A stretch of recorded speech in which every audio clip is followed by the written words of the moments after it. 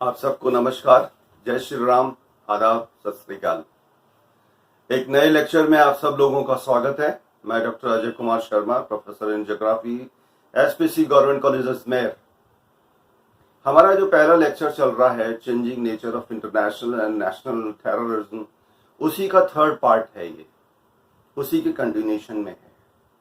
पिछले लेक्चर्स में मैंने आपको बताया था कि आतंकवाद होता क्या है, इसका मीनिंग क्या है, इसकी डेफिनेशन क्या है, इसका नेचर क्या है, ये किस प्रकार से काम करता है, किस प्रकार से नेटवर्किंग करता है और किस प्रकार से अपनी बातों को मनवाने के लिए किसी भी प्रकार के नाजायज, गैर कानूनी, असंवैधानिक कृत्यों को अपनाकर लोगों में डर और भय का माहौल पैदा करता है, सिस्टम को अपने ग्रिप में लेना चाहता है। ये प्रकार से एनार्की से शुरू होकर स्टेट्स की बाउंड्रीज को पार करते हुए पूरे विश्व में फैल गया है। इसलिए इसको इंटरनेशनल या ग्लोबल टेररिज्म के नाम से भी जाना जाने लगा है। पहले जब भारत में इस प्रकार की आतंकवादी घटनाएं होती थी तो भारत विश्व मंचों पर जाकर अपनी बात रखता था तो लोग इतना ध्यान नहीं देते थे। लेकिन जब पश्चिम में इस प्रकार की आतंकवादी घटनाएं होने लगी, बम्बार्डमेंट होने लगे, मैसेकर्स होने लगे, लोगों को AK-47 से और AK-56 से उड़ाया जाने लगा, ड्रग्स चढ़ाई जाने लगी, चाकू और दूसरे हथियारों से मर्डर किए जाने लगे, प्रेस की आज़ादी पर हमला किया गया। फ्रांस में, जर्मनी में, ब्रिटेन में, अमेरिका में, ऑस्ट्रेलिया में, न्यूजीलैंड में, अब तो यह ऑस्ट्रेलिया न्यूजीलैंड तक जा पहुंचा है।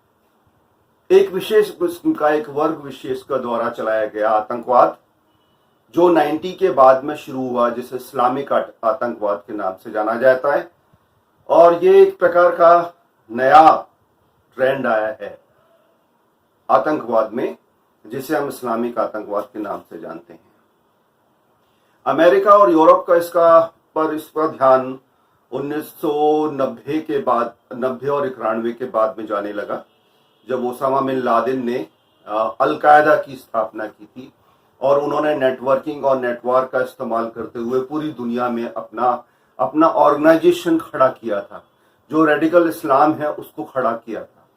और 2001 में अमेरिका में जो प्लेन्स को अमेरिकन ट्रेड सेंटर्स, पेंटागन और वाशिंगटन के ऊपर गिराए गए थे, बम्बार्डमेंट किया गया था और हजारों लोग जब अमेरिका में मरे, तब प्रेसिडेंट बुश को समझ में आया कि इंडिया का दर्द क्या है। इससे पहले वो लोग इंडिया के दर्द को समझते ही नहीं थे कि संसद पे हमला हुआ, अक्षरधाम पे हमला हुआ, बॉम्बे में सीरियल ब्लास्टिंग हुआ और उसका जो मास्टरमाइंड था वो पाकिस्तान में जाके छुप गया। ये कुछ ऐसी इतनी बड़ी बड़ी घटनाएं थी कश्मीर में और कश्मीर के अलावा भारत के अन्य भागों में, जिनके ऊपर विश्व समुदाय इतनी गंभीरता से ध्यान नहीं देता था। लेकिन इस 2001 की घटना ने यू टर्न का काम किया, पैराडाइम शिफ्ट का काम किया और पूरा विश्व समुदाय इसके ऊपर सजग हो गया कि नहीं, ये कोई छोटी मोटी घटना नहीं है, ये पूरे विश्व की एक घटना है जिस पर पूरे विश्व को एक होना है। और इस धर्म विशेष या मजहब विशेष से संबंधित जो आतंकवाद पूरी दुनिया में फैलाया जा रहा है, इसको कंट्रोल किया जाना है, इसको रोकना है, इसके पर कतरने हैं। और वो किया गया। ओसामा बिन लादेन को पाकिस्तान में ही, वो पाकिस्तान आप देखिए जो आतंकवाद रोकने के लिए और ओसामा बिन लादेन को पकड़ने के लिए अमेरिका से अरबों खरबों डॉलर्स अठिया लेता था। और वो ओसामा बिन लादेन उन्हीं के वहां पर आर्मी बेस में मिला, ऐबटाबाद में आर्मी बेस में मिला। तो ये कथनी और करनी में अंतर है। हम टेररिस्ट को सपोर्ट भी करेंगे और टेररिज्म के नाम पर पश्चिम के देशों से पैसा भी उगाएंगे कि हम उनको कंट्रोल कर रहे हैं, हम भी उनके विक्टिम्स हैं, जबकि वो विक्टिम नहीं है, वो जनक हैं। आप देखिए कि पूरे विश्व में जितने भी आतंकवादी घटनाएं होती हैं उसमें कहीं ना कहीं डायरेक्टली और इनडायरेक्टली तार जाके पाकिस्तान के ISI और आर्मी से जाकर जुड़ता है। अब धीरे धीरे अमेरिका ने उसको, पाकिस्तान को दूर किया, उसके बाद सऊदी अरब ने दूर किया, उसके बाद अन्य देशों ने दूर किया। फटा में अभी वो लड़ रहा है कि ब्लैक लिस्ट में आ जाएगा तो क्या हाल होगा। इसी प्रकार अब वो जाके चाइना की गोद में विराजमान हो गए हैं हमारे इमरान खान साहब, पठान का बच्चा। अब चीन तो बहुत शातिर दिमाग है। चीन जो सीपैक बना रहा है वो पाकिस्तान की मदद के लिए नहीं, वो अपने विस्तार के लिए बना रहा है। तो ये भी हो सकता है कि आने वाले समय में पाकिस्तान चाइना का पार्ट हो जाए या पाकिस्तान को वो अधिकृत कर ले। ये भी संभव है क्योंकि चाइनीज पर किसी भी रूप में विश्वास नहीं किया जा सकता। हम 1962 में उसकी बातों को भुगत चुके हैं। जिस प्रकार से अविश्वास धोखा उसने हमारे साथ किया था, जवाहरलाल नेहरू जी के साथ किया था, पूरे देश के साथ किया था, उससे हम सजग हैं। उससे हम उसके कैरेक्टर को जानते हैं कि वो लोग किसी के नहीं है। वो सिर्फ एक्सपेंशन चाहते हैं, विस्तारवाद चाहते हैं, अधिक से अधिक भूमि हथियाना चाहते हैं। तिब्बत को उन्होंने खा लिया, मंगोलिया का बहुत बड़ा पार्ट खा लिया, तुर्कमानिया का बहुत बड़ा पार्ट खा लिया, मंचूरिया का बहुत बड़ा पार्ट खा लिया, जो दक्षिणी कोरिया से संबंधित था। अब उसकी निगाह पैसिफिक ओशियन के ऊपर है। उसने कुछ आर्टिफिशियल आइलैंड्स बना लिए हैं पैसिफिक ओशियन में, चाइनीज सी में, और उन पे वो क्लेम करता है कि इसके बाद की जो यूनियन, जो लॉज ऑफ सीज हैं, उसके अकॉर्डिंग लगभग 200 नॉटिकल माइल तक का एरिया हमारा है, जबकि है नहीं वो। ये एक प्रकार की खुली दादागिरी है और एक प्रकार का आप कह सकते हैं, इसको भी आतंकवाद कह सकते हैं आप, एक प्रकार का। तो आज के टॉपिक में हम इसी आतंकवाद को आगे बढ़ाते हुए जो हॉट स्पॉट्स रहे हैं, टेररिस्ट हॉट स्पॉट्स रहे हैं, और ग्लोबलाइजेशन एक बहुत बड़ी हेल्प, एक बहुत बड़ी मदद इन टेररिस्ट के लिए रही है या टेररिज्म की एक्टिविटीज को बढ़ाने के लिए रही है, उसके ऊपर बात करेंगे। आप देखिए मैंने यहाँ पे लिखा है टेररिस्ट हॉटस्पॉट्स। हॉटस्पॉट्स मतलब जहां पर टेररिस्ट एक्टिविटीज सर्वाधिक होती हैं। अब मिडिल ईस्ट इसका सबसे बड़ा एग्जाम्पल है, मध्य पूर्व। इसमें जो वर्क कर रहे हैं organisation, al Qaeda, PLO, Hamas, Abdullah और PKK, ये टेररिस्ट ऑर्गेनाइजेशंस हैं, टेररिस्ट ग्रुप हैं जो यहां पर काम कर रहे हैं। इसी प्रकार से अफगानिस्तान में आप देखिए, अफगानिस्तान है, पाकिस्तान है, यहाँ पर अल-कायदा भी है, तालिबान ही है, जैश ए मोहम्मद है, और LET यानी कि लश्कर तैयबा, एक जो पाकिस्तानी टेररिस्ट ग्रुप है, उनका वो लोग काम कर रहे हैं।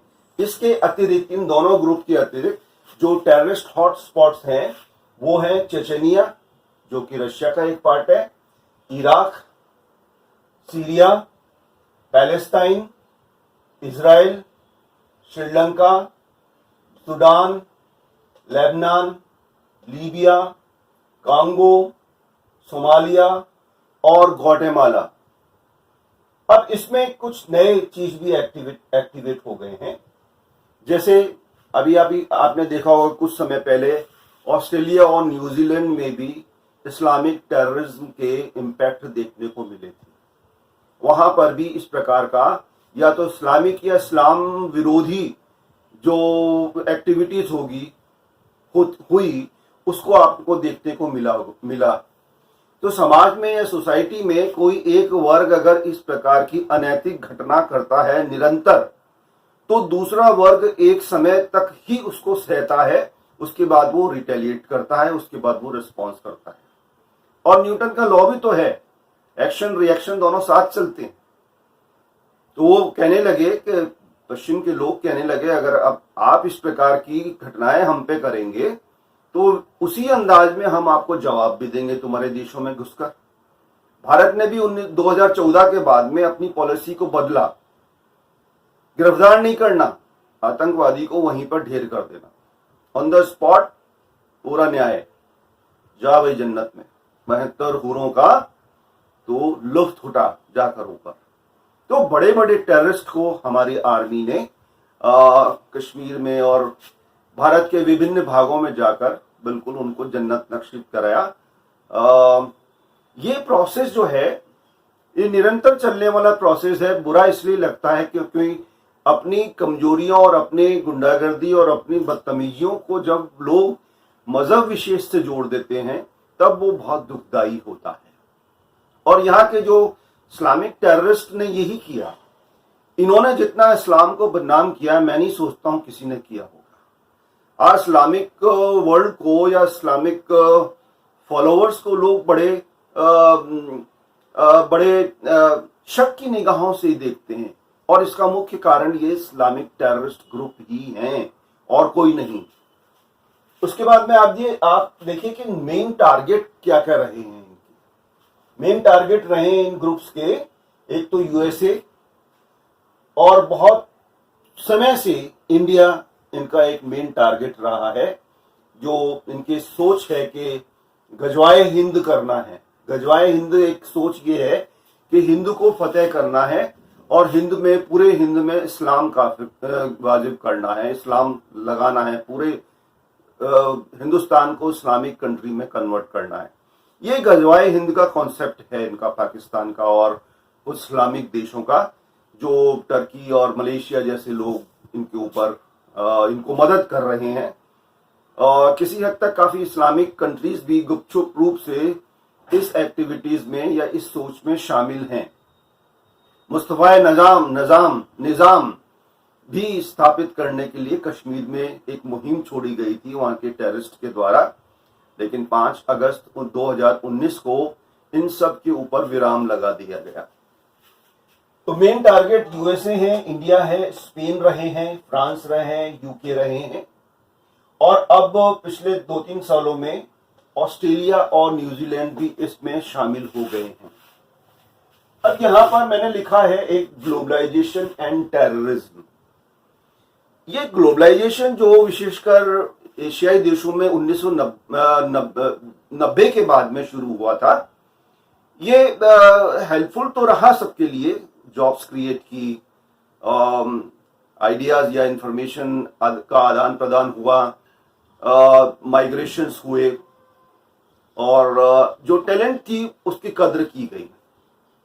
लेकिन इसका दुष्परिणाम भी हमको भोगना पड़ा। विशेषकर टेररिस्ट ने इस ग्लोबलाइजेशन की मुहिम को अपने फेवर में यूज किया। इसलिए कभी कभी कहा जाता है कि modern terrorism is sometime portrayed as child of globalisation. ये ग्लोबलाइजेशन का ही बच्चा है, जिसे हम इस्लामिक टेररिज्म बोलते हैं या मॉडर्न टेररिज्म बोलते हैं। और क्यों बच्चा है? क्योंकि नेटवर्किंग जो इन लोगों ने तैयार किया, वो ग्लोबलाइजेशन उसमें एक हेल्पफुल टूल रहा, बहुत ही मददगार रहा। अब आप देखिए, increase cross border flows of people goods, increase international migration. अब इंटरनेशनल माइग्रेशन जो हुआ है, लोगों का एक स्थान से दूसरे स्थान पर जाना बहुत आसान हो गया है। इंटरनेट की फैसिलिटीज ने पूरी दुनिया को एक ग्लोबल विलेज के रूप में जोड़ दिया है। इसका भी फायदा, इस नेटवर्क का भी फायदा इन कंप्यूटर फ्रेंडली टेररिस्ट ने भरपूर उठाया अपने आप को ऑर्गेनाइज करने के लिए, अपने सिद्धांतों या डॉक्ट्राइन्स को मदरसों में और रेडिकल इस्लाम को तैयार करने में, बढ़ाने में। इन सब का ग्लोबलाइजेशन का, नेटवर्क का, इंटरनेट का, फेसबुक का, ट्विटर का और आपके व्हाट्सएप वगैरह ग्रुप्स का बहुत ही गहराई से या बहुत ही शिद्दत से इन लोगों ने उपयोग किया, जो मानव भलाई के लिए, मानव की सुविधाओं के लिए जिन तकनीकों को विकसित किया गया था, उनको इन टेररिस्ट ग्रुप में अपने फेवर में, अपने फायदे के लिए इस्तेमाल किया। और होता भी है, हर चीज के हर 2 पहलू होते हैं, एक पॉजिटिव और एक नेगेटिव।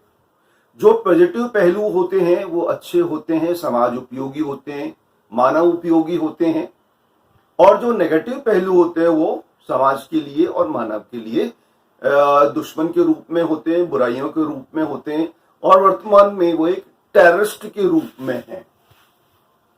फिर rise inequality, culture homogenisations, hegemony of Western culture, religious fundamentalism, वर्चस्व की लड़ाई, हेजेमनी एक प्रकार की वर्चस्व की लड़ाई कि विश्व पर वर्चस्व किसका रहेगा।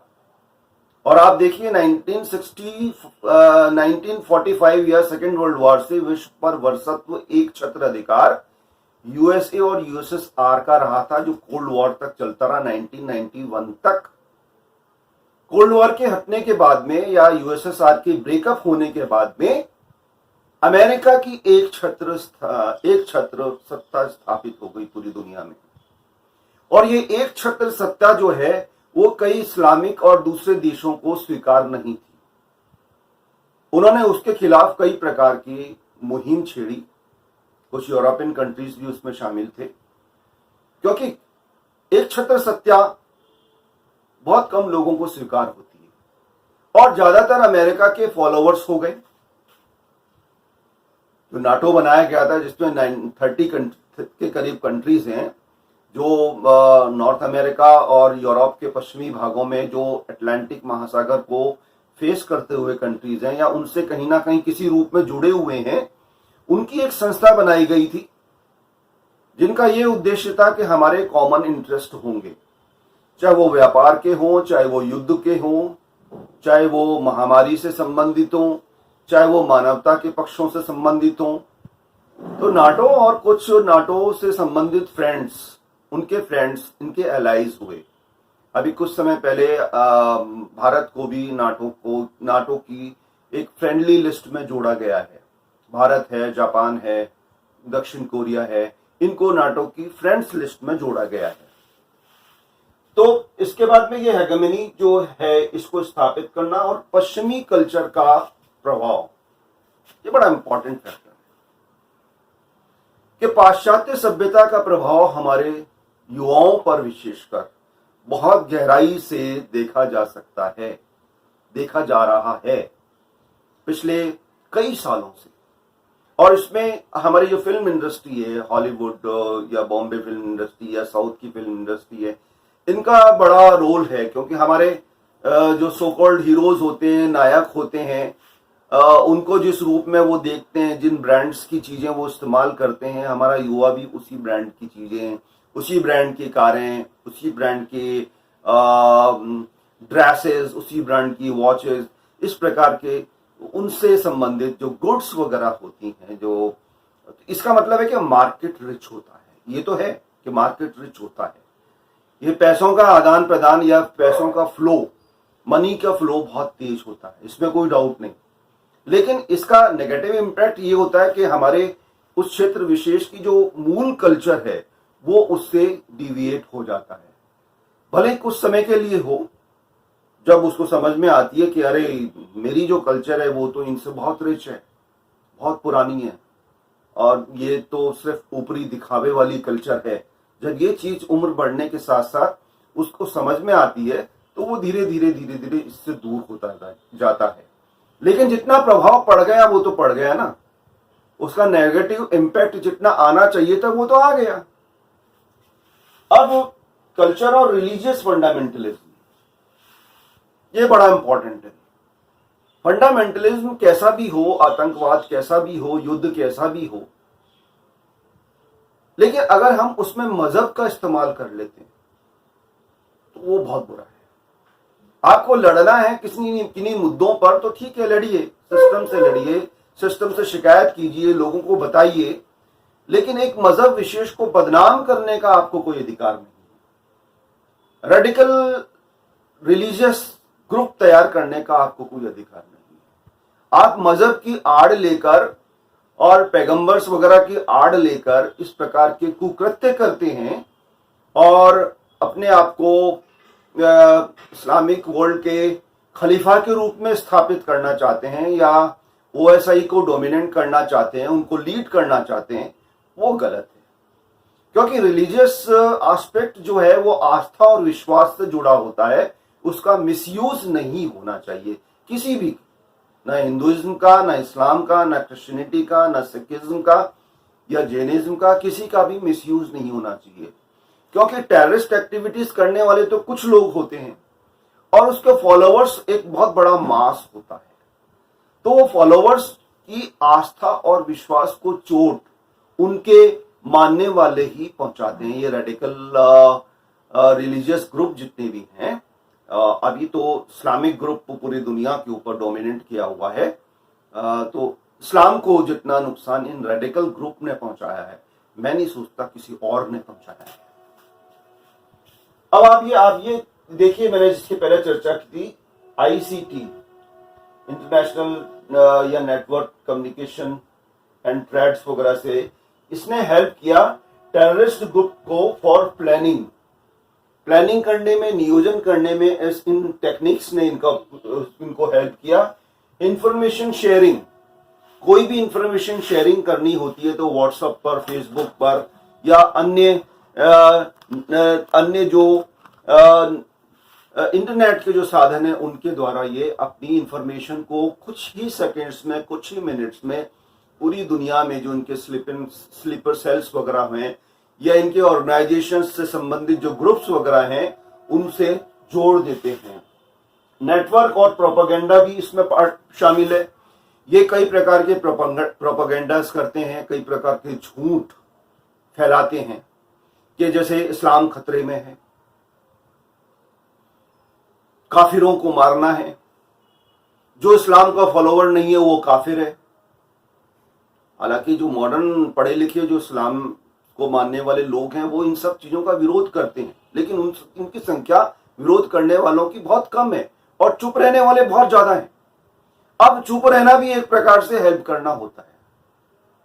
क्यों नहीं ये सब लोग एक साथ खड़े होकर इन सब चीजों का विरोध करते हैं कि हमारे रिलीजन को, हमारे मजहब को इस प्रकार से मिसयूज नहीं किया जाए, इसका दुरुपयोग नहीं किया जाए।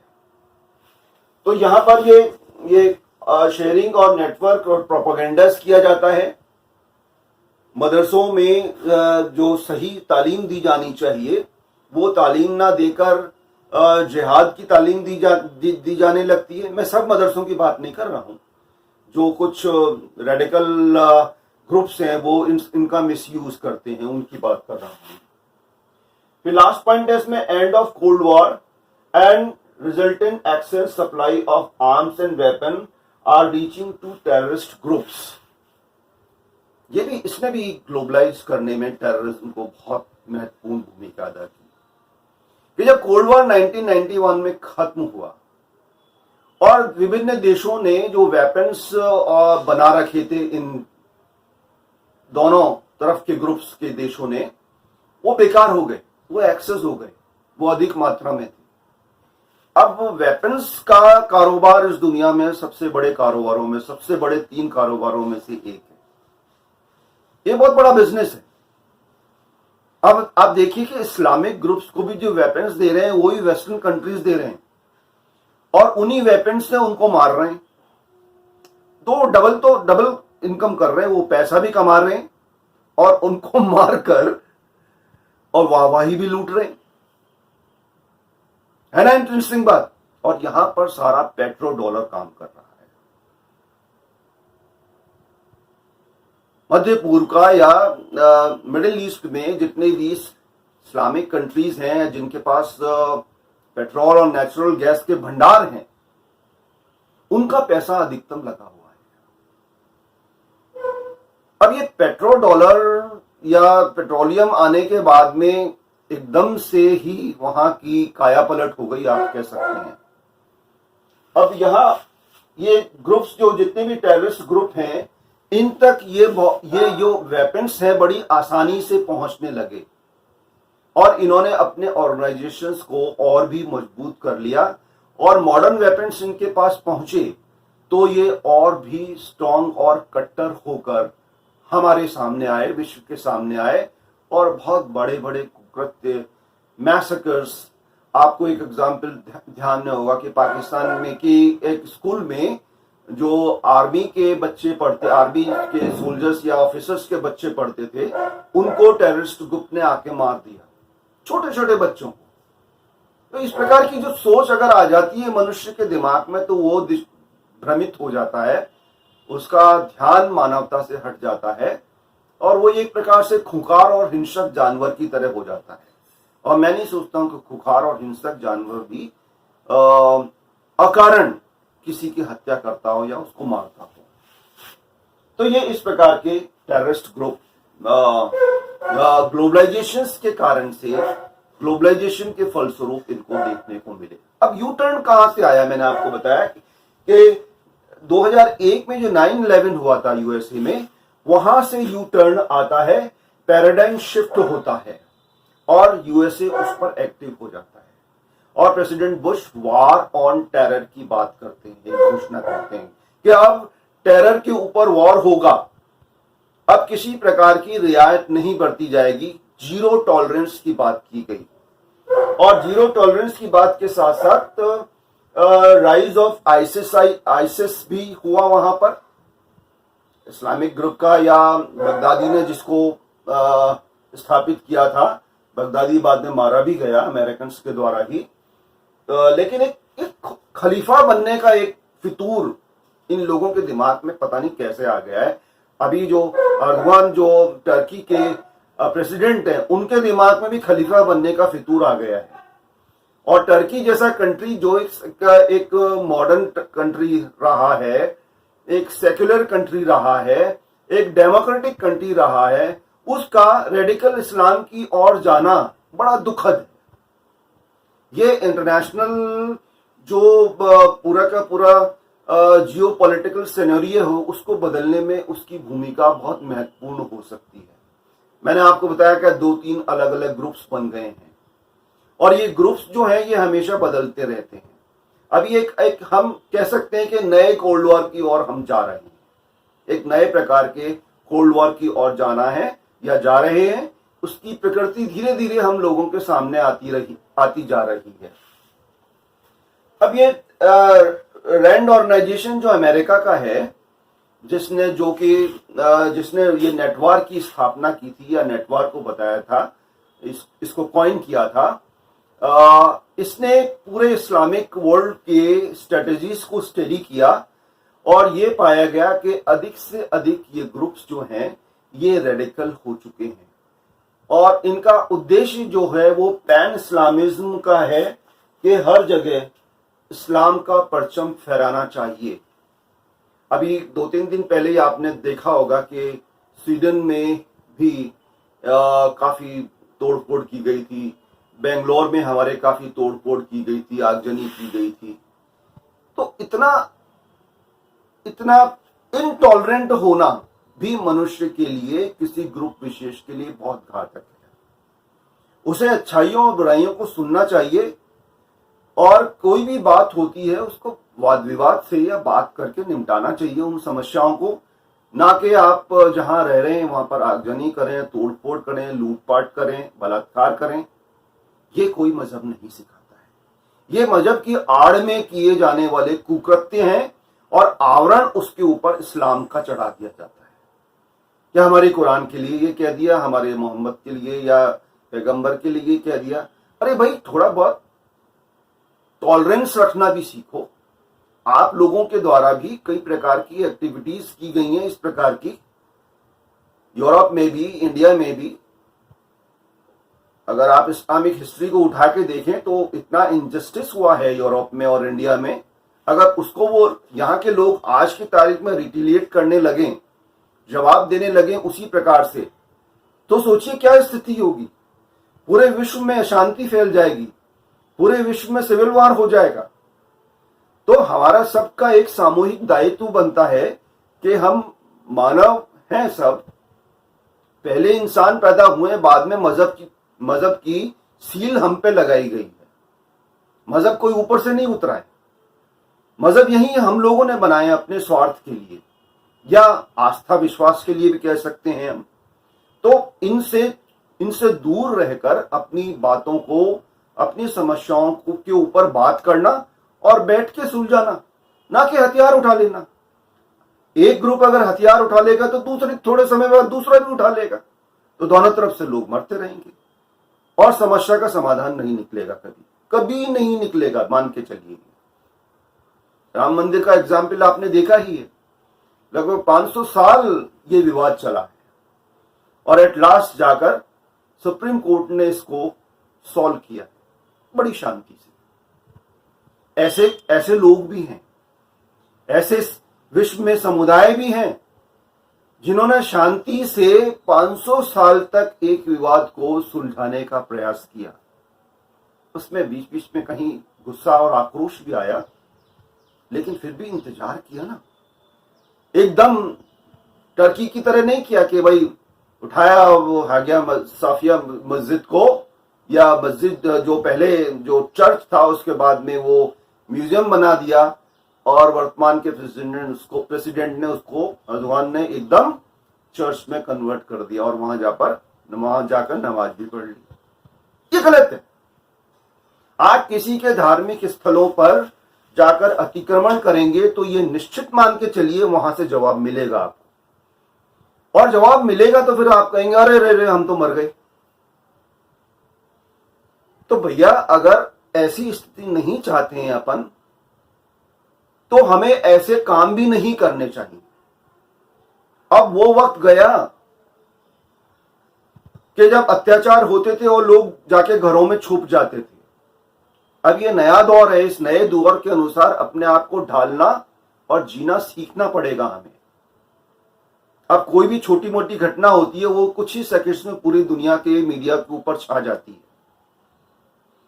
अब ये इस्लामिक, अब ये जितना भी टेररिज्म एक्टिविटीज है उसमें कुछ विचारधाराओं का कॉम्बिनेशन या मिक्सचर भी बहुत ज्यादा है। जैसे साम्यवाद का इन आतंकवादी घटनाओं में बहुत खालमेल है, बहुत घुसाव है, क्योंकि उनका तो सोच ही है कि क्रांति बंदूक की नोक से निकलती है। जब तक खून नहीं भरेगा तब तक क्रांति नहीं आएगी। वो ये नहीं समझते कि शांति से भी क्रांति आ सकती है, दिमाग से भी क्रांति आ सकती है, बौद्धिक सोच से भी क्रांति आ सकती है, किताबों से भी क्रांति आ सकती है, जो कि बाद में वो अपनाने लगे। एक नया वर्ड निकल के आया था कुछ समय पहले, जिसपे एक फिल्म भी बनी थी, आपको ध्यान होगा, अर्बन नक्सल। कि नक्सली जंगलों में काम करते थे, उन्होंने जंगलों के उन पैचेस पर अधिकार कर लिया था जो हमारे देश के मिनरल रिच भंडार हैं, क्षेत्र हैं, और वहां पर उनका बहुत तगड़ा ब्लैकमेलिंग चलता है, बहुत तगड़े इनकम के सोर्स हैं वो उनके। तो अब उनका उद्देश्य नक्सलिज्म का जो मेन काम है वो पैसा कमाना है।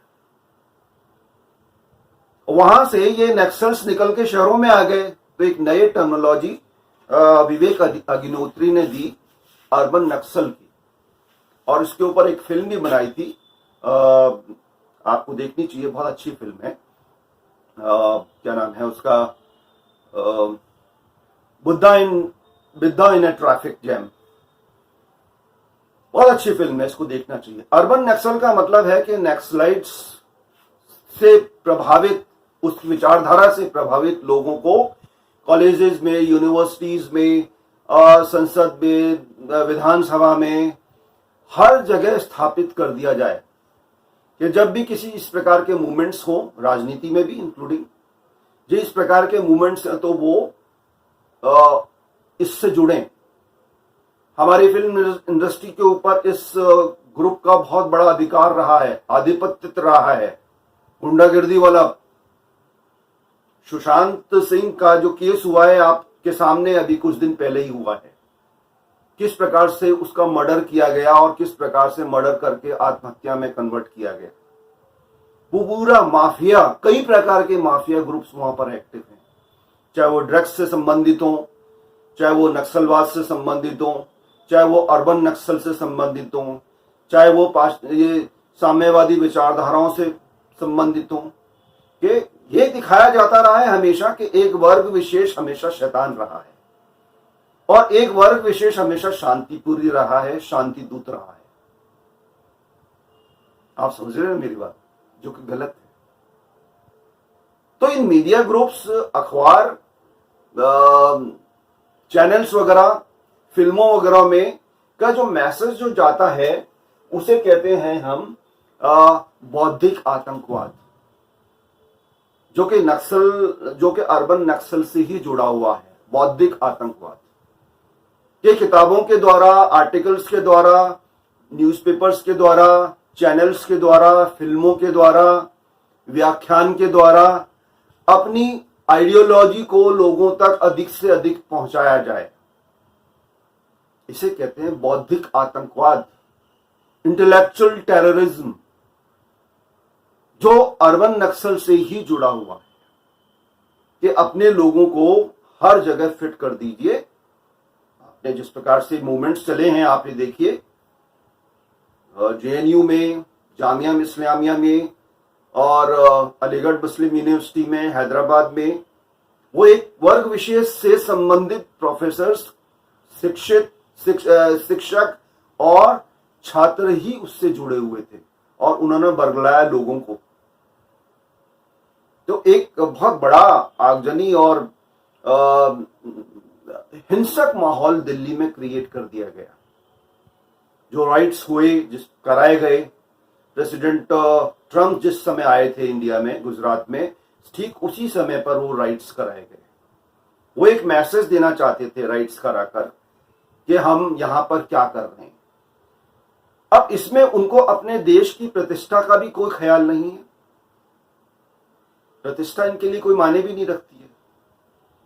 पैसा इनके लिए सबसे बड़ी चीज है और ये they want to see blood. खून से इनको प्यार है, खून से इनको मोहब्बत है और ये एक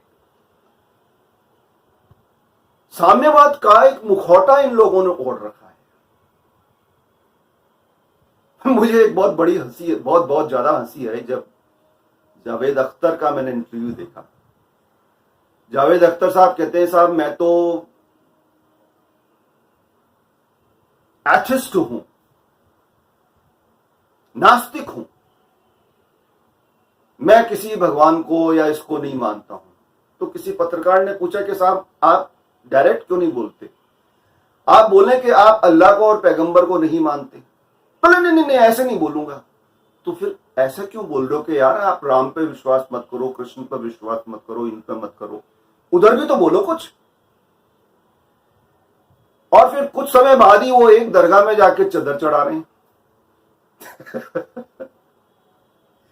ये दोहरापन है। वो अपने आप को एथिस्ट कह के आपको ऐसा जताना चाहते हैं कि हम तो इंटेलेक्चुअल हैं, हम इस धर्म और मजहब वगैरह को नहीं मानते हैं, लेकिन पीछे सारे काम करते हैं मजहब से संबंधित। एक हमारा बहुत बड़ा विद्वान film maker, actor, director Aamir Khan, उसको और उसके परिवार को यहां डर लगता था। और जिस कंट्री ने, टर्की ने कश्मीर के ऊपर नेगेटिव स्टेटमेंट देकर पाकिस्तान की हेल्प की, वो वहां के प्रेसिडेंट के घर में जाके ऊपर उसकी बीवी के साथ में नाश्ता कर रहा है, ब्रेकफास्ट कर रहा है। आप दुश्मन देश के प्रेसिडेंट के घर में जाकर इस प्रकार की एक्टिविटीज करते हैं तो इससे देश का सर नीचे झुकता है। और एक एक्ट्रेस करीना कपूर कहती है कि मत देखो हमारी फिल्में, हमें कोई फर्क नहीं पड़ता।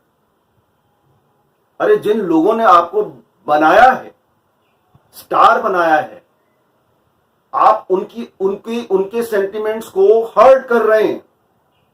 जिन लोगों ने आपको स्टार बनाकर आसमान पर पहुंचाया है ना, वही लोग आपको 2 मिनट में गिरा भी देंगे। आप कोई खुदा नहीं है। तो कहने का मतलब यह है कि हमें हमेशा मानवता के ऊपर काम करना चाहिए और एक ही प्रकार की सोच को फॉलो करते हुए राष्ट्र सर्वोपरि, सबसे पहले राष्ट्र, सबसे पहले मेरा घर। मेरा घर मतलब क्या? मेरा राष्ट्र, मेरा पर्सनल घर नहीं। उसके बाद दूसरी चीज, अगर आप अराष्ट्रीय कृत्यों में शामिल हो जाएंगे तो देश की जनता आपको बख्शेगी नहीं किसी भी रूप में। ध्यान रखिएगा, किसी भी रूप में आपको देश की जनता, ये देशभक्त जनता बख्शेगी नहीं। आपको जमीन पर लाके पटक देगी, जमीन पर ही नहीं बल्कि जमीन की गहराइयों में पहुंचा देगी। तो आज हमने आतंकवाद से संबंधित विभिन्न पहलुओं पर चर्चा की और ग्लोबलाइजेशन का उसमें क्या रोल रहा है उसके ऊपर चर्चा की। कौन कौन से हॉट स्पॉट्स रहे हैं, ऐसी कौन कौन सी विचारधाराएं रही हैं मॉडर्न आधुनिक विश्व में और हमारे देश में, जो इस आतंकवाद या रेडिकलिज्म को बढ़ाने में सहायक रही हैं। आज के लिए इतना ही। बहुत बहुत धन्यवाद। Thank you very much.